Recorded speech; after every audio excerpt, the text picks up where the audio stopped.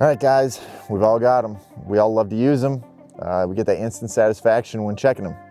Trail cams. These things are the bee's knees. These are the cat's meow. They're telling you the whole story, right? Wrong. I love using trail cameras. You love using trail cameras. We're all using them, but we got to understand how to use them and when to use them and things like that. So I'm going to go over some top reasons why trail cameras are hurting your hunting success ultimately. The first thing that comes to mind, guys, is checking trail cameras too often. You check trail cameras too often, you're educating deer. You're going in there, you're putting ground scent down. You're interrupting what's going on naturally in the timber, all to figure out what's naturally going on in the timber. So if you're going in there too often and you're swapping out SD cards because you can't help yourself, if you're one of those guys, don't even buy a trail camera, first of all. But you just want to always know what's going on. Guys, you're kind of shooting yourself in the foot. You're pushing those deer out of your area. They're not going to move in your area till maybe, you know, dark, you know, late in the night. If you can't hold it together, guys, and keep yourself out of the woods, trail cameras might not be for you. And don't get me wrong, just because there are trail cameras out there, doesn't necessarily mean that you have to use them. You guys are killing bucks without trail cameras and just reading sign. And that's another reason that I don't necessarily love using trail cameras sometimes, or how trail cameras could be misused. Now, don't get me wrong, I use them and I do these things. You know, I guess I use them, but there's got to be this balance. So what I'm getting at is sometimes you lack woodsmanship. You stop going with your instinct. You stop reading the sign and you think, I don't have trail camera pictures. This buck's not around.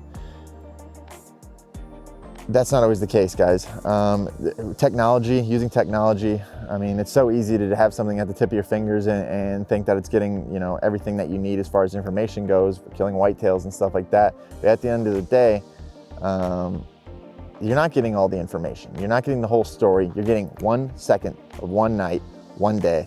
You're getting one tiny piece of the puzzle. So don't think because you do or don't have a picture of a buck that you know everything now. Go in there and use woodsmanship. What does that mean? Using woodsmanship means you need to figure out how to read sign. You need to be able to even put those trail cameras in the right place to begin with, because otherwise, once again, you're being misled.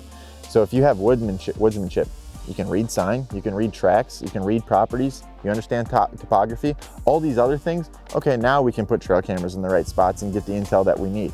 But if you can't do that, you're kind of just hoping for the best. You're never really getting better as a hunter, and ultimately you're not going to have more success without luck. And don't get me wrong, I'd rather be lucky than good, but if you're not learning out there, you're not helping yourself. So, you know, using trail cameras can be a downside if you're that guy. You know, you really like to bank on just the trail camera photos. And that brings me into the last topic here is, in my opinion, I don't think you're catching more than maybe 30% of the activity on average, depending on where the trail camera set is. You know, you're not catching more than 30% of the movement in an area. Why do you say that, Brett? Well, here's the thing. Unless you have your trail cameras on a corn pile, which is absolutely legal in some states, and I would recommend it if you can use it. Why not, to get the intel? Maybe you're not going to kill the deer over the corn pile, but if it's going to allow you to know that deer are in your area, you're going to get a much higher number, a much higher percentage of deer.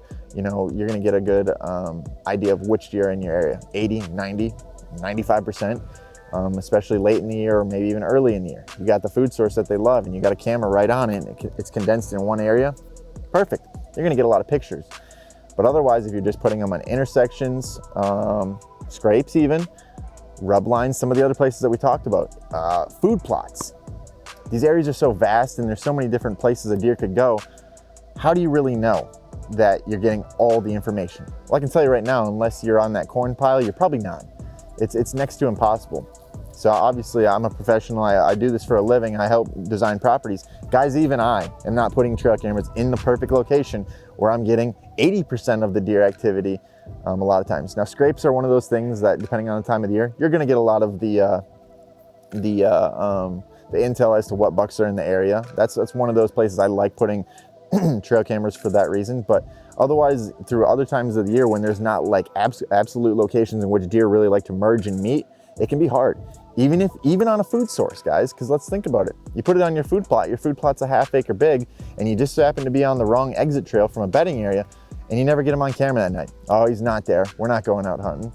well, maybe he is there and your trail camera is just in the wrong spot. That's where you go back to that woodsmanship side of things, guys, and understand your property, learn the sign, and adjust accordingly, because that trail camera is not always telling the whole story. Now, don't get me wrong. This video sounds like, oh, Brett hates trail cameras. I love trail cameras. I use trail cameras, but use them as a tool. If you've ever been a client of mine, I write that in the report. Use them as a tool. Don't bank on them, because they're not going to give you every bit of the information that you want.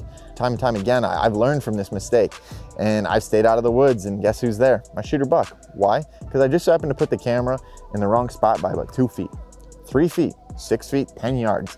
Unless you get it in the perfect spot, which sometimes just takes a lot of luck, you're not always going to get the intel that you want, guys. So trail cameras are a tool at the end of the day. I recommend using them. I recommend buying as many as you can afford, as long as you can, use them in the right fashion.